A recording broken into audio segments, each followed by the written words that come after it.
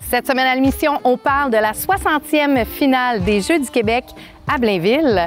On découvre Génération Louis et en reportage, on visite d'autres jardins. Bienvenue sur ma terrasse.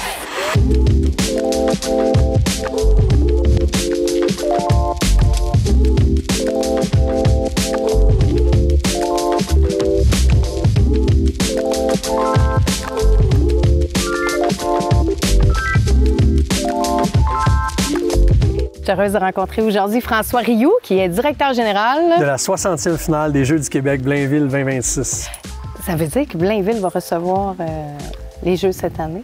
Absolument, en 2026. Donc, oui, cette année, cet hiver. Cet hiver, effectivement. Donc, durant la semaine de relâche, on va recevoir les Jeux du Québec, la 60e édition. Exact. Il va faire froid à ce temps-là. J'espère. On disait, mais ça va vite, ça va vite. Oui, ça va prendre la neige, en tout cas, ça, c'est sûr.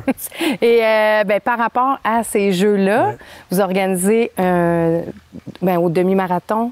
Racontez-moi, là. Oui. Parce que là, il y a bien de l'activité chez vous. Oui. Je pense qu'on veut stimuler tout ce qui est sport, santé, puis tout ça. Absolument. Donc, qu'est-ce que vous les Jeux du Québec, c'est la plus grande compétition sportive pour des jeunes de 12 à 17 ans au Québec, multisport. Donc, nous autres, on est des Jeux d'hiver. Cet été, c'est les Jeux d'été à Trois-Rivières. Nous, on est des Jeux d'hiver. Quand on regarde le nombre d'athlètes qui vont être présents, on parle de 2500 athlètes de 19 régions au Québec. Quand on regarde le nombre d'athlètes, le nombre de journées de compétition, le nombre de sports, les Jeux du Québec d'hiver, c'est plus gros que les Jeux olympiques. Okay. En termes de volume, c'est ce que ça représente. Donc, c'est 2500 athlètes de partout à travers le Québec qui vont venir participer à différentes activités sportives. Oui, des sports d'hiver, le hockey, le patinage de vitesse, il y a le ski de fond, ringuette, ainsi de suite, mais on a aussi des sports de gymnase. Oui, c'est ce que je me demandais. C'est pas juste de l'extérieur. On a de la gymnastique, on a autant du basketball en fauteuil roulant, on a du plongeon, d'autres types de compétitions sportives. Fait que les jeunes se déplacent, viennent faire ces activités-là. On a aussi l'ampleur que ça revêt. On a besoin de 2500, 2800 bénévoles également pour mener à terme cet événement-là. Des gens dans toutes les sphères possibles que ce soit. Vous devez être à la recherche de bénévoles. En ce moment, c'est notre priorité numéro 1, je vous dirais en ce moment. En ce moment, on cherche des gens, puis pas besoin d'être un spécialiste en sport ou simplement vouloir redonner à sa communauté. Je pense que c'est le critère numéro 1. Puis après ça peut faire quoi, un bénévole? C'est super correct. Ça a été à la porte d'entrée? C'est de tout. Vraiment, dans tous les domaines. On a autant des besoins en alimentation, en transport, en sécurité, en accréditation sur les sites sportifs, cérémonies. Fait que c'est vraiment... si on regarde les Jeux olympiques, pensez aux Jeux olympiques en format miniature, puis c'est ce que c'est. Donc, même principe. Cérémonie d'ouverture, cérémonie de fermeture, village des athlètes, place des Jeux. C'est le même principe en plus petit, donc un format québécois, si on veut. Et donc, on a besoin des bénévoles un petit peu partout, là. Puis en ce moment, c'est notre priorité numéro 1, c'est d'aller recruter ces bénévoles-là. On a un formulaire d'inscription. Les gens peuvent décider de s'inscrire seuls, en équipe, en entreprise. Des fois, il y a des gens que, ça fait partie un peu des valeurs d'entreprise de s'impliquer dans la communauté. Possible les dons sont acceptés, j'imagine? Les dons sont acceptés également. De tout genre. On parle de nourriture, ça pourrait être... Absolument. Nous, dans le fond, si on veut s'en aller sur le volet du financement, il y a un financement gouvernemental, il y a un financement privé par les entreprises privées, puis on a de l'autofinancement. Donc, on fait des activités de levée de fonds. On vient de faire le spectacle d'Alexandre Barrette là, il y a quelques jours. Le prochain événement de levée de fonds, c'est le tournoi de Baldonné le 12 juillet prochain, qui affiche déjà complet. Okay. Donc, on a déjà toutes les équipes, puis tout ça, mais on invite quand même les gens à se déplacer, venir voir, venir encourager. Il va y avoir des jeux gonflables. C'est une fête familiale, finalement. On va avoir de la nourriture sur place, ces choses-là. Vous avez plein d'activités en rapport avec ce gros événement-là, effectivement. On appelle ça les Jeux du Québec de Blainville parce que c'est la ville haute, mais ça va quand même éclabousser autour. On comprend que les infrastructures, on mobilise les infrastructures de Boisbriand, de Rosemère, Sainte-Thérèse, ainsi de suite. Là. Donc, c'est pas juste un événement qui va se dérouler sur le territoire de Blainville, mais également en périphérie là, pour être capable de faire toutes les activités que je mentionnais tantôt. Là. Vous avez une course en début septembre. Oui, bien, en fait, oui, c'est l'activité. En fait, c'est une activité est par la ville, en fait, qui est le demi-marathon. Puis ben, nous, on s'inscrit un petit peu à travers ça. Donc, on invite les entreprises à inscrire des équipes, puis venir soit marcher, soit le courir. Il y a différentes distances. Et après ça, ben, nous, on participe à ça, puis il y a une partie des profits qui revient effectivement. Là. Donc, ça s'inscrit aussi dans les activités de levée de fonds du comité organisateur en prévision de la finale. Puis ça, est-ce qu'on est obligé d'être bon? Est-ce qu'on peut... Parce qu'on peut marcher, on peut courir. On peut marcher, on peut courir. C'est en équipe, hein? Oui. Fait que, tu sais, on a des gens qui vont le marcher, on a des gens qui vont le courir, qui vont rotationner, effectivement. OK, c'est un 10 km. C'est un 10 km de mémoire, c'est un 10 km. Puis oui, exactement. Donc, on se forme une équipe. Il y a des gens qui vont le marcher, des gens qui vont le courir. Il y a des gens qui sont plus sportifs, moins sportifs. L'idée, c'est de sortir, c'est de bouger, c'est de profiter des dernières belles journées avant de s'en aller vers l'hiver. Fait que c'est un peu l'objectif. On va inciter les gens à se faire une équipe en famille, entre amis, bon, pas bon. Le but, c'est la santé, puis aussi indirectement contribuer à la finale. À la finale. Exactement. Et allons-y, on continue là-dedans. Est-ce qu'il y a d'autres façons qu'on pourrait vous aider à vous autofinancer? Absolument. On a actuellement une auto-voyage qui circule. Donc, même principe, on est allé chercher des prix, des commanditaires. Les gens, on a des billets en circulation au coût de 20 puis les gens peuvent se mériter un paquet de prix. On a des entrées au spa, restaurants, équipements sportifs. Puis le gros lot, le grand prix, je devrais dire, c'est un voyage pour deux au Club Med offert par Voyage Brosseau. Donc, ça, on est super content de ça. Fait que c'est 20 $. Encore une fois, il n'y a pas de... C'est intéressant. Ben, c'est le fun, c'est sûr. Puis nous, encore une fois, ça nous aide à avoir les moyens de nos ambitions. Tu sais, on est, je le disais tantôt en introduction, on est la 60e édition. Fait que c'est sûr qu'on est un comité organisateur assez audacieux. Oui. On a des propositions audacieuses. Fait que pour avoir les moyens de ça, bien évidemment, on compte sur la mobilisation citoyenne pour nous encourager. Ouais. D'avoir un 60 et non 58, 57, c'est 61. Exact. C'est le 60. Mais on est 60, exact. Mais je me rappelle, quand j'étais au secondaire, moi, je n'étais pas très sportive. J'étais plus côté artiste, mais artistique. Mais je me rappelle que les gens qui jouent au basket, puis tout ça, tout le monde était bien énervé de ça, d'aller au jeu. Puis c'était bien vu, puis tout ça. Puis ça existe encore, c'est gros encore. Puis il y a plusieurs athlètes qui ont passé par les Jeux, puis après ça, sont allés aux Olympiques, puis ont une carrière professionnelle. Puis le sport n'est pas très loin non plus de la culture. On a une cérémonie d'ouverture avec des artistes, des choses comme ça. Qui est quand même, puis on a pris soin quand même de sélectionner les artistes dans différents domaines, puis des choses comme ça. Fait que je pense que ça va être on a des belles propositions à faire pour les gens qui vont venir, puis les gens qui nous encouragent. Ouais. C'est bien. Puis là, en parlant des gens qui vont venir, on parlait de bénévoles tantôt, mais on veut des bénévoles. Là. Je veux encore revenir là-dessus pour... Vas-y, vends-moi ta salade. Bien, en fait, ce qui est le fun, c'est qu'il n'y a pas de... Même si les Jeux durent 10 jours, OK, les compétitions sont sur 10 jours, du 27 février au 7 mars. Il n'y a pas d'obligation de venir donner 10 jours. Il faut enlever ça de sa tête. On est capable... Les gens peuvent venir donner 4 heures, un bloc de 4 heures, peuvent venir donner un bloc de 8 heures. Puis ce qui est le fun, c'est qu'on a un super partenaire, le Super Aqua Club, qui a accepté d'offrir une paire de billets à tous les bénévoles qui vont venir donner 8 heures. Oh. Fait que des fois, on a un adolescent pas de 14, mais de 16, 17, 18 ans, qui est peut-être obligé de faire du bénévolat par l'école ou des choses comme ça. Qui n'est pas un tirage, là? Non. Tous les bénévoles. Ça veut dire que vous avez une sortie cet été de garantie. Exact. Donc, tous les gens qui vont venir donner 8 heures, on offre une paire de billets au Super Aqua Club. Fait que c'est des fois, on a des gens, des parents qui vont vouloir venir donner du temps. Bien, ils vont pouvoir amener les enfants. On a des adolescents qui vont pouvoir aller au Super Aqua Club entre eux autres. Comme je dis, des fois, c'est des programmes en entreprise. Des fois, c'est de l'incitation à l'implication citoyenne par l'école. Des choses comme ça. Fait que oui, actuellement, on a besoin d'un fort volume de bénévoles dans un paquet de secteurs. Pas obligé d'être, encore une fois, très, très en forme ou peu importe. Vous pouvez même faire des combos, vous voulez, je sais pas, faire du bénévolat avec une de vos amies, votre conjoint, on peut vous jumeler ensemble dans le poste de votre choix. Une belle activité. C'est vraiment le fun, oui, c'est vraiment le fun. C'est un projet qui est positif. C'est pour les jeunes, ça implique le sport, les saines habitudes de vie. Je pense pas qu'il y ait personne qui va s'opposer à ça. Fait que c'est un beau moyen de s'impliquer dans sa communauté. Puis c'est un incontournable en 2026. On attend plus ou moins 35 000 personnes qui vont se déplacer pour venir voir les compétitions sportives. Fait que comme je le dis souvent, si vous voulez vous pouvez pas y échapper. C'est soit vous allez partir en voyage pour fuir le chaos des jeux ou vous allez devenir bénévole, c'est un ou l'autre. Fait que ça va être Mais on encourage les gens, on encourage les bénévoles, puis on va voir sur votre jdqblainville.com. Excellent. Bon jeu. Merci beaucoup. Merci de votre temps. C'est gentil. Merci de m'avoir reçu.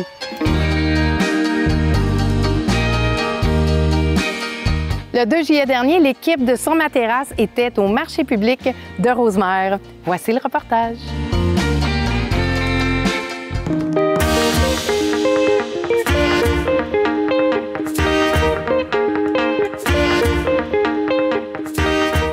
On a commencé en 71, j'étais haut comme les tables, j'étais haut comme 3 pommes si on veut. Moi, j'ai toujours participé aux travaux familiales sur la ferme. On travaille de façon écologique, on n'utilise pas de pesticides, on travaille beaucoup avec du compostage, ajout de compost en cours de saison, début de saison. Notre terreau qui est sablonneux donne des fines herbes très savoureuses. On gagne beaucoup de saveur et il se conserve vraiment bien aussi. Je suis situé à Sainte-Anne-des-Plaines, donc autour de la région.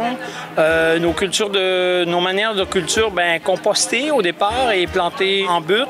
Simplement, on laisse au gré de la saison, la nature nous mène vers le résultat qui est toujours généralement positif. On fait la transformation à la ferme. En cours de saison, tous les herbes, les piments forts et de l'ail sont transformés sous vraiment différentes façons. On a commencé de façon majeure en production d'ail. Ça a été depuis toujours une de nos spécialités. On a introduit les fines herbes au tournant des années 80. Puis on a fait beaucoup de production de fines herbes variées. Et depuis, je dirais, 5 ou 6 ans, on a réintroduit la production maraîchère, dont le légume varié, légumes mixtes, estival, haricots, concombres, les pommes de terre, bref, laitue et autres. Est-ce que vous avez une spécialité ou un produit vedette? Nos fines herbes, de l'ail en grande quantité. On fait beaucoup de piments forts aussi en forme de plant. On offre aux gens la possibilité d'avoir un plant de piment généreux en saison. Alors, c'est une de nos grandes spécialités. On a encore la maternité qu'on peut appeler les jeunes pousses à planter. Là, on approche début juillet, donc la période de plantation s'achève bientôt, mais on en a encore un peu de disponible. Mais c'est sûr qu'en mai-juin, on a vraiment tout ça dans notre ferme. Les moins connus, ils sont de moins en moins peu connus, donc de plus en plus populaires. Le coriandre, évidemment. Mais on a les types de basilic, les basilics taille, on a des basilics violets ou encore des origans qui sont parfumés, un type à la grecque qui est vraiment plus concentré, donc ça fait souvent nos produits vedettes. Avez-vous des conseils ou des idées pour bien utiliser vos fines herbes en cuisine? Alors, multiples façons de les utiliser, de façon fraîche, des fois en fin de cuisson ou en ornement en salade, entre autres. Mais il y a tellement beaucoup de possibilités. Ou on a aussi une gamme de produits dérivés, un desséché, déshydraté ou autre, qu'on offre aussi en cours de saison. Rosemère, de mémoire, là, je crois que c'est ma 5e année. C'est un marché qui gagne un peu en popularité. On souhaite que ça débloque un peu plus, mais on a confiance quand même. Les gens sont présents là, avec nous. Je suis dans tous les marchés de Basse-Laurentide, là, ou tourisme Lanaudière plutôt. Bref, on en fait, là, je vous dirais, une dizaine autour de notre ferme. Toujours une belle relation, un bel accueil. On prend souvent le temps de les remercier, de soutenir les marchés. Ce qui est important pour avoir de beaux marchés vivants, c'est que ça prend des clients vraiment présents et fidèles. Si on se présente, nous, avec nos étals, nos produits, puis qu'on n'a pas assez de roulement de vente, c'est là où les marchés deviennent moins intéressants. Donc, ça va de pair, les clients étant présents.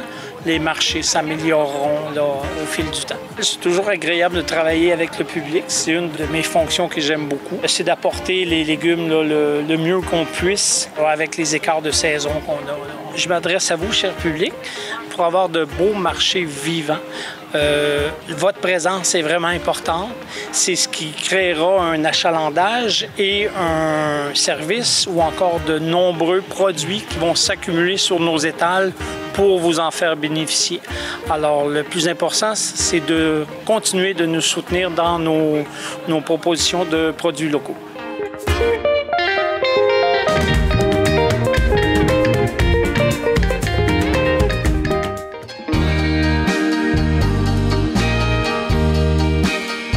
Très heureuse et touchée de vous recevoir, Marie-André, cofondatrice de Génération Louis, et Ingrid qui est au 6.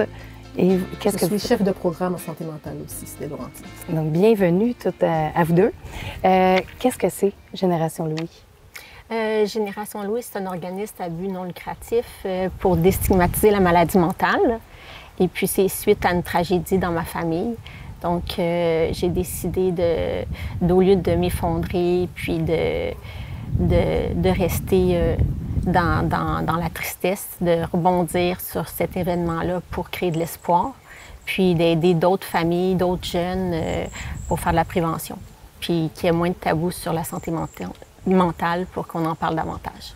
Puis, dans le fond, est-ce que vous êtes dans le domaine de la santé ou... Non, je suis enseignante au préscolaire depuis 27 ans. Donc, vous vous êtes dit, vraiment, au lieu de s'abattre, ça prend quand même beaucoup de courage et beaucoup d'énergie aussi. Oui. Mais vous êtes bien encadré. Oui, je suis avec Ingrid Fontaine, qui est du CIS des Laurentides. Et puis, avec les activités qu'on veut faire dans les écoles, bien, on a un partenaire du CIS qui veut nous soutenir pour côté expertise en santé mentale, puis aider aussi pendant les activités pour répondre aux questions des élèves et tout ça. Et là, c'est tout nouveau. Oui. Génération Louis, oui. Ça a été lancé au mois de mai. Oui, le 13 mai. On a fait un beau lancement. C'était vraiment chouette. Et vous avez fait le lancement à Saint-Jérôme? À Prévost. À Prévost. Oui. Donc, est-ce que vous êtes à Prévost? Moi, j'habite Saint-Jérôme. OK. Oui. Donc, vous êtes dans les Laurentides. Oui. Puis, qu'est-ce que Si vous disiez que vous avez des activités, parce que là, c'est un OBNL, il faut vous financer. Comment le public peut apporter à votre... pour nous aider? Pour vous aider, est-ce qu'on peut faire des dons? Bien, il y a différentes façons de nous aider. On a un site Internet qui est générationlouis.com. Qui est magnifique, Merci. En passant. Il est vraiment très beau. Puis, sur le site Internet, on peut faire un don avec GoFundMe. Pour l'instant, c'est avec GoFundMe. On peut aussi acheter des T-shirts sur Poche et Fils avec des œuvres de Louis. En fait, ça s'appelle Génération Louis parce que mon fils s'est suicidé suite à une psychose. Puis, c'est pour ça aussi qu'Ingrid est là. Là, je change un peu de sujet, là, mais... je voulais le laisser venir par vous-même. Ah, d'accord. Bien, c'est ça. Louis, en 2021, il a fait une psychose. Puis, il y a eu le soutien de la première... un soutien du programme régional de premier épisode psychotique, qui est régional, donc c'est partout dans le Québec, il y a des programmes. Puis Louis avait une psychiatre, il y avait aussi une travailleuse sociale qui l'aidait dans tout ça, qui aidait aussi la famille, puis on a été bien soutenus. Et quand on a créé l'organisme à but non lucratif de Génération Louis, on a continué à collaborer avec Ingrid et l'équipe pour pouvoir continuer à parler de maladies mentales. Puis on a la chance de les avoir avec nous pour aller dans les écoles. Notre but vraiment, là, c'est d'aller dans les écoles, faire des activités, parler de santé mentale, de maladies mentales, de ressources, de prévention, faire de l'éducation, en fait. Donc, c'est sous forme d'atelier, un peu artistique. Hein? Bien, nous, on va accompagner Marie-André. En fait, ça fait partie de l'offre de service du programme PEP d'aller présenter des services pour que les gens sachent qu'on prend en charge les individus qui font une première psychose entre 12 et 35 ans. Donc, les gens ne connaissent pas ce service-là. C'est un service qui est vraiment accessible sans prescription médicale. Donc, en accompagnant Marie-André, on va parler aussi de ce programme-là parce que les gens ne disent pas quand il faut des psychoses, il y a des prodromes, il y a des symptômes qu'on peut voir avant. Puis donc, l'équipe est chargée donc, de repérer ou de recevoir des références de toutes les personnes qui vivent le premier épisode psychotique. Et puis aussi, par rapport au suicide de Louis, il faut savoir que dans le 6, ça fait partie de notre mission aussi de promouvoir de faire des actions par rapport au suicide. D'ailleurs, depuis 2022, on a établi un plan régional suicide dans les Laurentides pour apporter avec des actions pour supporter les personnes qui sont endeuillées par rapport au suicide ou qui vivent avec un proche qui a des idées suicidaires. Donc, on accompagne les gens là-dedans.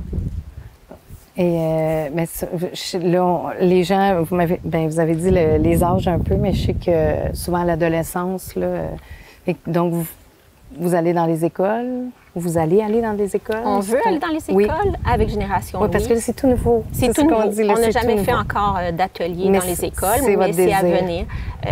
On vise l'année prochaine de faire une première école, peut-être 2, peut-être 3. Quand Louis a fait sa première psychose en 2021, moi, j'avais jamais entendu parler vraiment de ce que c'était une psychose. J'avais peut-être entendu le mot quelques fois, mais vraiment rarement, puis je m'étais jamais intéressée à ce mot-là. C'est un mot qui fait peur, c'est un mot qui résonne avec schizophrénie. Si j'avais été mieux informée avant de ce que c'était une psychose, j'aurais peut-être mieux réagi préalablement avec Louis, puis j'aurais peut-être su qu'il est en train de faire une psychose. Donc, c'est en parlant, en discutant, puis en invitant justement le programme régional dans nos conférences qu'on peut sensibiliser les gens. Et quand moi, j'ai appelé au 911 pour dire que mon garçon qu'il avait telle caractéristique ou comportement, on m'a référé au programme PEP, première psychotique. Puis après le décès de Louis, j'ai référé 2 ou 3 autres personnes dans ce programme-là, puis d'appeler au 811 pour demander, parce qu'ils faisaient des psychoses, leurs adolescents, leurs jeunes adultes à la maison, puis ils connaissaient vraiment pas ça, le PEP. Donc, c'est vraiment un programme important, puis il y a du poids dans l'aide qu'on peut apporter, puis j'aimerais ça qu'on en parle davantage. Puis ce qui est intéressant aussi avec le PEP, c'est qu'on prend aussi en considération la famille et les proches. Donc, tu sais, la famille n'est pas équipée pour composer avec un membre qui devient psychotique. Les gens ne savent pas trop quoi faire. Ouais, donc, on fait de l'enseignement aussi avec la famille, puis on accompagne la famille. Donc, c'est sûr que le suicide, c'est quand même quelque chose de très présent. C'est pas facile à accepter de dire, vous êtes psychotique, vous développez une schizophrénie, c'est très confrontant pour l'individu, mais c'est confrontant aussi pour la famille, étant donné que les gens, la vision qu'ils ont de la psychose, c'est on voit quelqu'un qui avec un couteau qui sait tuer les gens, mais c'est pas du tout ça un psychotique. Donc c'est intéressant de leur montrer, qu'est-ce qui se passe dans mon fils est psychotique, qu'est-ce que je peux faire avec lui, comment je peux faire pour l'aider, vers qui je peux me tourner. Donc il y a plein de ressources, effectivement, comme dit Marie-André, on peut appeler le 811 option 2, où on a un professionnel, c'est ouvert 24 heures sur 24, 7 jours sur 7, qui peut vous guider, vous orienter vers le PEP, mais il y a aussi le numéro de téléphone du PEP où on peut appeler, on peut laisser un message et puis il y a quelqu'un qui vous rappelle dans les 72 heures pour évaluer le patient, pour voir si il y a bien des services de nous, ou si c'est pas nous, on l'enverra au service le plus approprié. C'est important, c'est beau d'en parler parce que c'est vrai que ça fait peur. Ça fait peur. La santé mentale tout court, on dirait qu'on est gêné, on n'a pas, c'est ça, on sait pas où. On sait pas à qui le dire. Oui, c'est ça. Et c'est bien informé. Mais il y a d'autres programmes aussi qui existent dans le CIS, comme il y a le réseau des éclaireurs, où c'est dans la communauté, où on aide tout un chacun, les gens à s'équiper pour repérer des problèmes de santé mentale chez leurs voisins, leurs amis. Donc, il y a ça aussi qu'on peut utiliser. Puis, toutes les informations sont sur notre site, là, mais il y a plein d'aides qui existent que les gens ne sont pas forcément au courant. Et si, en terminant, on va revenir à votre site parce qu'il y a des œuvres. Moi, j'ai vu des œuvres. Oui. Louis était très artistique. Oui, très artiste. Il était très artiste dans l'âme. Et puis, sur le site, on peut acheter aussi des œuvres, des reproductions numérotées, exclusifs. Donc, comme ça, on peut nous aider en achetant une œuvre, puis il est livré à la maison. On peut acheter des T-shirts Poche et Fils avec plusieurs choix d'œuvres, dont celui-ci qui était Folie. Ils ont tous des noms. Et puis, on peut aussi donner tout simplement un don. Puis, on est sur Instagram, on est sur Facebook. C'est ça, Louis, c'était quelqu'un de super généreux, d'une grande bonté. Puis, à l'aide de ses œuvres, les œuvres de Louis, on veut refaire vivre aussi Louis dans tout ça, mais pour aider notre prochain. Puis d'être une grande communauté qui se tient fort, puis qu'on est tous là pour être ensemble pour la santé.